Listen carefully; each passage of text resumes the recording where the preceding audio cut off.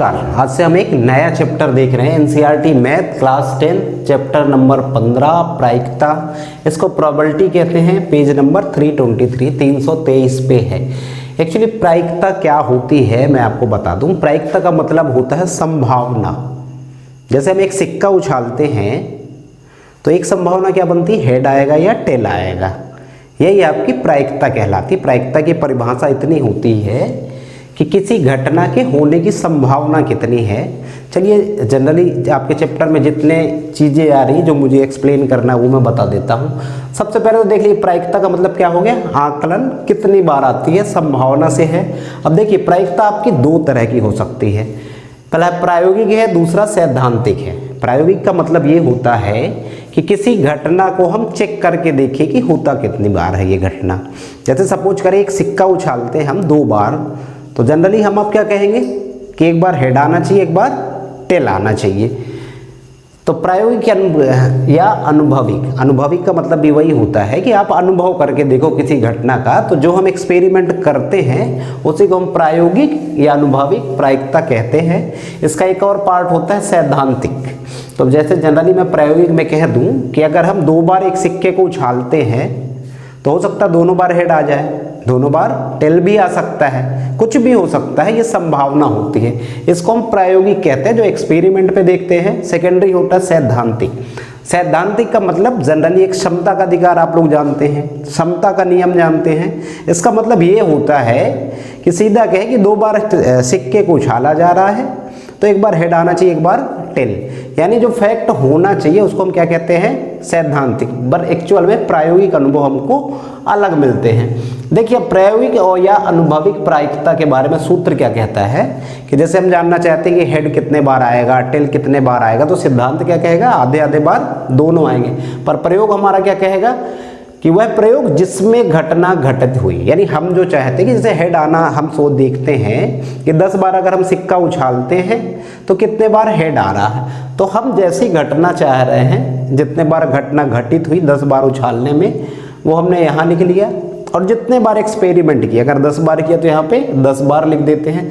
Secondary सैद्धांतिक क्या हो चीज़ है, दरअसल हम किसी भी सिद्धांत को अगर प्रायिकता में स्पष्ट करना चाहें तो उसमें हम कोई भी एक्सपेरिमेंट 2 बार 4 बार 100 बार करके केवल अनुभव ले सकते हैं, प्रयोग कर सकते हैं, पर वो सैद्धांतिक प्रायिकता से मैच करे ये बात आवश्यक नहीं है। सैद्धांतिक प्रायिकता वहाँ पे काम करती है जब हमने मान लीजिए सिक्के को लगभग 5000 बार उछाला, तो आप देखेंगे कि उसका रेशियो 1/2 के अप्रॉक्स आता है।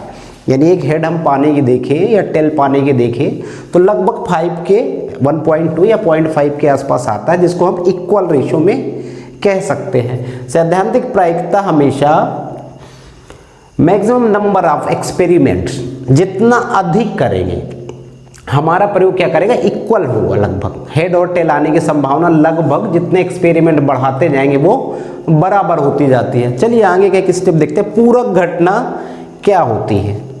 पूरक घटना का मतलब होता है अपोजिट। जो घटना हम चाहते हैं आए और वो नहीं आ रही है वो पूरक घटना कहला जाती है। जैसे मैं कहूँ एक सिक्का उछालने पे हेड आने की प्रायिकता, तो जो टेल आने की प्रायिकता कहला जाएगी। जैसे एक बार कॉइन उछाला हमने, हेड आया, ठीक है, अब हेड नहीं आ रहा तो वो क्या घटना कहला गई, टेल आना, उसकी अपोजिट घटना। इसके अलावा एक चीज़ और आती है, असंभव घटना किसको कहते हैं। जैसे मान लीजिए हम पासे ले लें, पासे में 1 से 6 नंबर तक होता है। अब हम ये कहें कि अगर हम एक पासे को एक बार उछालते हैं या उसे चलते हैं तो उसमें 7 आने की प्रायिकता क्या है, पासे में नंबर तो 1 से 6 तक ही होते हैं, तो 7 नंबर आने का सवाल ही नहीं होता है। ये असंभव घटना हो गई, यानी जो घटना नहीं हो सकती। सेकेंडरी घटना क्या है, संभव या निश्चित घटना। जैसे हम पासे पे ही देखें तो 1 से 6 तक के अंक हैं। अगर कोई ये बोले कि पासा फेंकते हैं तो अंक कौन सा आएगा, 1 से 6 के बीच अगर बात करते हैं तो 1 से 6 तक कुछ ना कुछ तो आएगा। इसको हम क्या कहते हैं, संभव या निश्चित घटना कहते हैं। चलिए एक एग्जाम्पल देख लेते हैं, छोटा छोटा सा है। देखिए एक एग्जाम्पल है पेज नंबर 327 में कि एक चित्त या टेल आने की प्रायिकता कितनी है अगर एक बार प्रयोग किया जाए। इसका मतलब है कि एक बार हमने सिक्का उछाला तो जनरली मैंने आपको समझाया कि घटना किस टाइप से घटित हो सकती है, हमको सभी संभव परिणाम देखना है। तो एक बार सिक्का उछालने में क्या क्या आ सकता है, एक बार हेड आ सकता है या तो टेल आ सकता है, यानी एक सिक्का उछालने में दो घटनाएं पॉसिबल है। ये लिख दिया क्या, 2 सभी संभव परिणाम। अभी हम देखते कि एक चित्त या टेल आने की प्रायिकता क्या है। तो एक बार देख रहे हैं, एक बार एक्सपेरिमेंट कर रहे हैं, 1/2 यानी 50% चांसेज है कि चित्त या टेल आएगा और 50% प्रायिकता किसकी हो जाएगी, हेड आने की। यहाँ पे देखिए एक्सपेरिमेंट में जो चीज़ हम प्राप्त करना चाहते हैं वो आ गया, उसके संभव परिणाम कितने हो रहे हैं वो हम नीचे लिख देते हैं। एक चीज़ और देख लेते हैं, एक एग्जाम्पल और है, example number 2 page number 327। Same है कि एक कृतिका है और एक बैग के अंदर, एक झोले के अंदर एक रेड बॉल, एक ब्लू बॉल और एक येलो बॉल डाल दी जाती है। टोटल बॉल कितनी हो गई, 3। सीधा सीधा आप नीचे 3 लिख दीजिए। प्रश्न आगे क्या कहता है कि येलो बॉल आने की प्रायिकता कितनी है। येलो बॉल कितनी है टोटल, 1। ये हमने लिख दिया 1/3। ये येलो बॉल के लिए भी प्रायिकता हो गई। सेकेंडरी देखिए कि एक रेड बॉल के लिए प्रायिकता क्या होगी, तो बॉल तो अपने पास कितनी है, जो बैग के अंदर 3, और बिना देखे निकालते हैं संभव परिणाम कितने हो सकते हैं, 3। नीचे 3 लिख दिया। सेम रेड के लिए भी यही आएगा और येलो के लिए भी यही आएगा। एक कंडीशन और बताता हूं, अगर सपोज करो हम रेड बॉल 2 कर देते हैं, ठीक है। अब बैग के अंदर कितनी बॉल है, रेड 2 है। टोटल नंबर ऑफ बॉल्स कितनी हो जा रही हैं, 4। टोटल बॉल कितने की, 1 yellow 1 blue plus 2 red, 4 balls हो गई। ये हमने नीचे लिख दिया। अब हम अगर प्रश्न में कहें कि रेड कलर की बॉल आने की प्रायिकता कितनी, तो रेड बॉल है कितनी, 2 है। ये सीधा 2 लिख दिया क्योंकि 2 में से कोई भी आ सकती है। इसका आंसर देखिए 1/2। एक जनरली आप दिमाग भी लगाएं, सॉल्यूशन ना करना चाहें तो सीधे अर्थों में देखिए 2 रेड बॉल थी, एक ब्लू थी, एक येलो। टोटल बॉल कितनी हो गई, 4। और 4 में से रेड कलर की कितनी है, 2 है। 4 बॉल है, सिंपल 4 नीचे चला गया, 2 बॉल है तो 50% वैसे ही प्रायिकता बनती है। रेड बॉल की प्रायिकता ये हो जाती है।